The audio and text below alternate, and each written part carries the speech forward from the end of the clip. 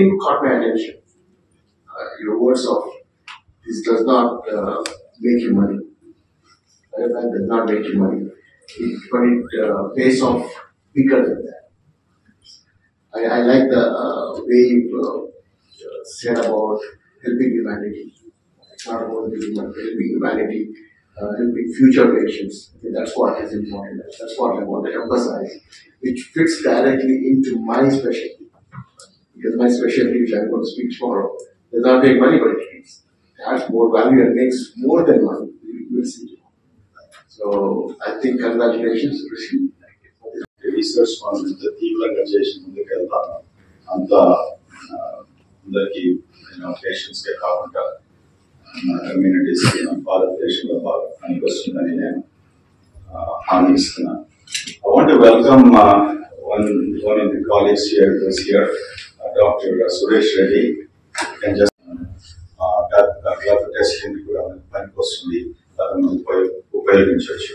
So ultimately దీని అర్థం అంటే దీని నెసెసిటీ ఇస్ ఒక పేషెంట్ కు మనం వాళ్ళు ఈ రీసెర్చ్ లో భాగస్వాములయ్యి వాళ్ళు ఇందులో పార్టిసిపేట్ చేసి ఈ వచ్చిన రిజల్ట్స్ కు వాళ్ళకు మనం అందజేస్తే ఇంకా తీవ్రంగా కొత్తగా ట్రీట్మెంట్స్ మనము చేయగలుగుతామనేసి ఈ భావనతో ఈ బయోబ్యాంక్ మేము ఏర్పరిచాము. దీంతో ఇదే కాకుండా మా లక్ ప్రకారం మేము అమెరికా లాంటి ఇన్స్టిట్యూషన్స్తో కొలాబరేషన్ చేస్తూ ఒక స్టాండర్డ్ బయోబ్యాంక్ను ఇవాళ నిర్వహించాము. అండ్ స్టాండర్డ్స్ చాలా ముఖ్యం, ఎందుకంటే స్టోర్ చేసిన టిష్యూస్ మరి అది చెడిపోతే అది పనికిరాదన్నట్టు. అండ్ దాంతోపాటు ఇదంతా వాలంటరీ బేసిస్గా ఏ పేషెంట్ కూడా ఇందులో పార్టిసిపేట్ అయినప్పటికీ కన్సెంట్ ఫామ్ ఉంటుంది. వాళ్ళకి అన్ని చెప్పిన తర్వాత వాళ్ళకి ఇష్టం ఉన్నప్పటికీ వాళ్ళకేం ఖర్చు కాదు. That's another important thing. So ఒక క్యాన్సర్ ఉన్న పేషెంట్ కు ముందుకు రావాలి, వీళ్ళు పార్టిసిపేట్ చేయాలి, మేము మార్కెట్ ఇస్తాం మేము అన్నప్పటికీ వాళ్ళకి ఏమి ఖర్చు కాదన్నట్టు. ఇటువంటి బ్యాంక్స్ బయో బ్యాంక్ కంటే ముందు దగ్గర స్టెమ్ సెల్ బ్యాంకింగ్ అని మీరు ఉంటారు ఎన్నో ఏళ్ళ నుంచి. దాని తర్వాత మనము ఎంబ్రియో బ్యాంకింగ్ ఉంటుంది, సీమెన్ బ్యాంకింగ్ ఉంటుంది. ఇవన్నీ ఇన్ఫర్టిలిటీ టైప్ ఆఫ్ ఇష్యూస్ కు ఈ బ్యాంకింగ్ కూడా ఎన్నో ఏళ్ళ నుంచి జరుగుతూ వస్తుంది. మా హాస్పిటల్ కూడా ఇటువంటి బ్యాంక్స్ కూడా ఉన్నాయి. So banking of human tissue, banking of something that is required to humanity కొత్త కాదు. కానీ బయో బ్యాంకింగ్ మాత్రం వచ్చింది, దానికి అది ఎక్స్పాన్షన్, ఇది కొత్తగా అన్నప్పటికీ ఇది కేవలం ఒక టిష్యూ కాకుండా బాడీ ఫ్లూయిడ్స్ అన్ని కూడా బ్యాంక్ చేయొచ్చు. దానికి అందుకొరకే ఇది బయో బ్యాంకింగ్ అని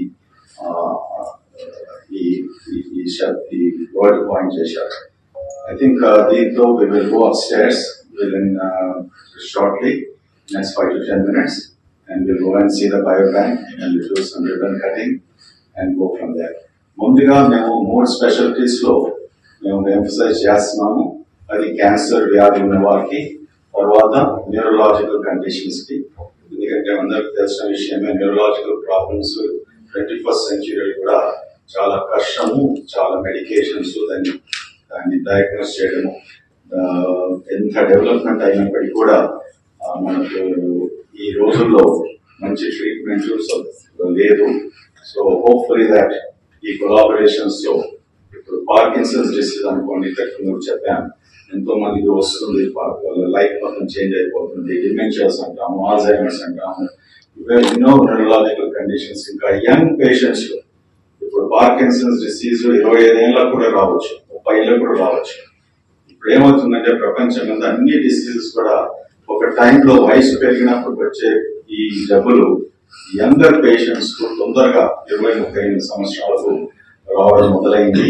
research, deep learning of patients and probably better diagnostic tests and therapies.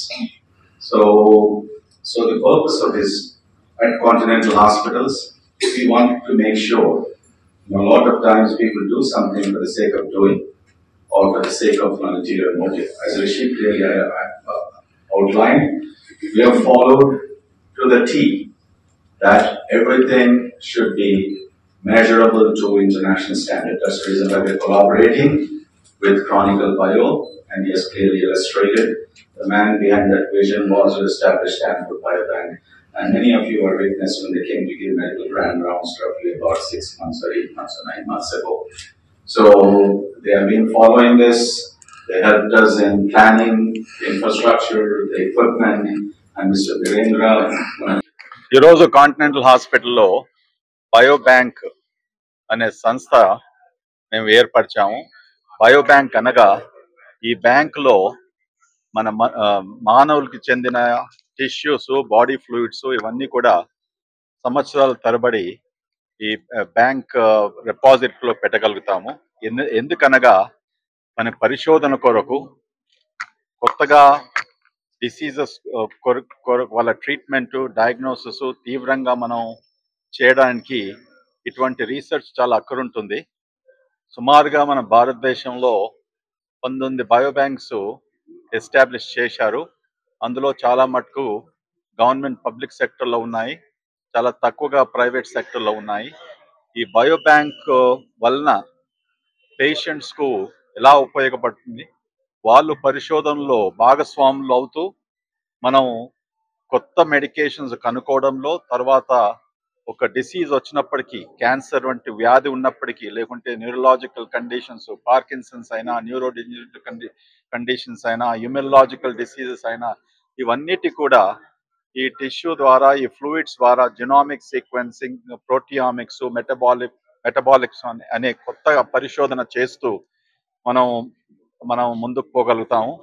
భారతదేశం మన సంఖ్య పాపులేషన్ సుమారుగా 140 crores ఉన్నప్పటికీ కేవలం 3% మనం రీసెర్చ్లో స్పెండ్ చేస్తాము. అది అమెరికా లాంటి దేశాలను పోల్స్తే అది ఆల్మోస్ట్ 10-15 times దీనికంటే ఎక్కువగా వాళ్ళు స్పెండ్ చేస్తారు. ఈరోజు మనకు పెద్ద సమస్య ఉంది. ఏమనగా మనం వెస్టర్న్ కంట్రీస్లో, పాశ్చాత్య దేశాలు డిస్కవరీ అయిన మందులు ట్రీట్మెంట్ కొరకు మన ప్రజల్లో వాడుతాం.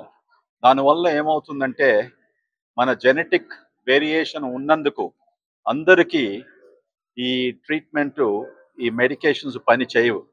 దాని కొరకే ఈ రీసెర్చ్ ప్రకారం ఈ ఫీనోటైప్స్ అంటాము. మనం ఎంత తొందరగా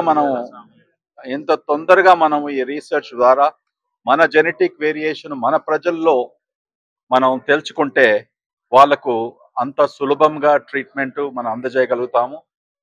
ఈ విషయాన్ని గమనిస్తూ బయోబ్యాంక్ అటువంటి ఆర్గనైజేషన్, అటువంటి సంస్థ మేము ఇవాళ కాంటినెంట్లో ఏర్పరిచాము. ఒక చిన్న ఉదాహరణగా ఇవ్వడానికి ఏంటంటే, మన భారతదేశంలో ఇప్పటి వరకు కూడా ప్రపంచానికి ఒక కొత్త మెడికేషన్ అందజేయలేకపోయాం.